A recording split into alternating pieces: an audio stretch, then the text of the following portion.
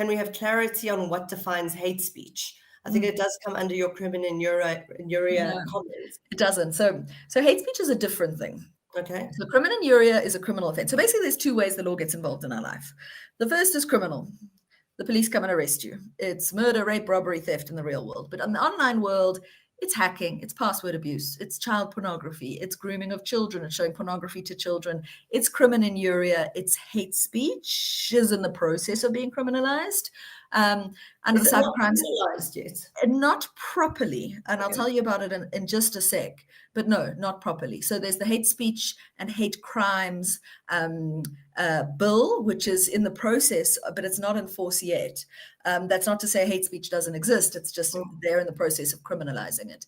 Under the Cybercrimes Act, if you send somebody a threat of violence or a threat of damage to property, I'm going to beat you up tomorrow, I'm going to crash into your horse box and write it off, it's a criminal offense, even if I never see you again. So those are the criminal stuff. For those of you with children, the minimum age of criminal capacity in South Africa is 12. So under the age of 12, you can't be arrested.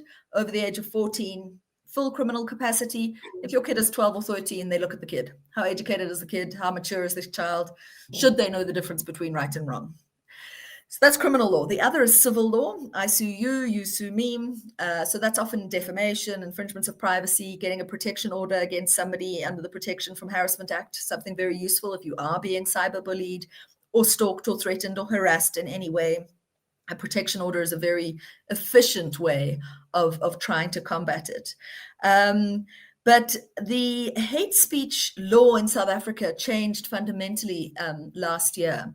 And it was in the case of John Kolani, who is now dead, but he wrote an article on the front of the Sunday Sun newspaper, and it was called "Call Me Names, but Gay is Not Okay." And then went on this diatribe about how terrible being gay is and equated homosexuality to bestiality. And it was just this horrible, horrible article. So he was called to the Equality Court, the Human Rights Commission. They found him guilty of hate speech. And his lawyers appealed, but on the basis that the definition of hate speech was too narrow. So in the old days, hate speech was anything which was hurtful, harmful, or promotes or propagated hatred. And the courts, they never told us whether they were ors or ands at the end of those sentences, at the end of those things, right? So we didn't know if it had to be hurtful and harmful and a propagation or incitement of violence. Something being hurtful would be too broad a definition. Like if somebody says, Emma, you're a fat cow, I'd be like, so, I don't care. But if somebody says something terrible, then hate speech is not just what's hurtful. So there was a narrowing of the definition from the Constitutional Court last year. And basically, there has to be some kind of promotion or propagation of hatred on one of the protected grounds.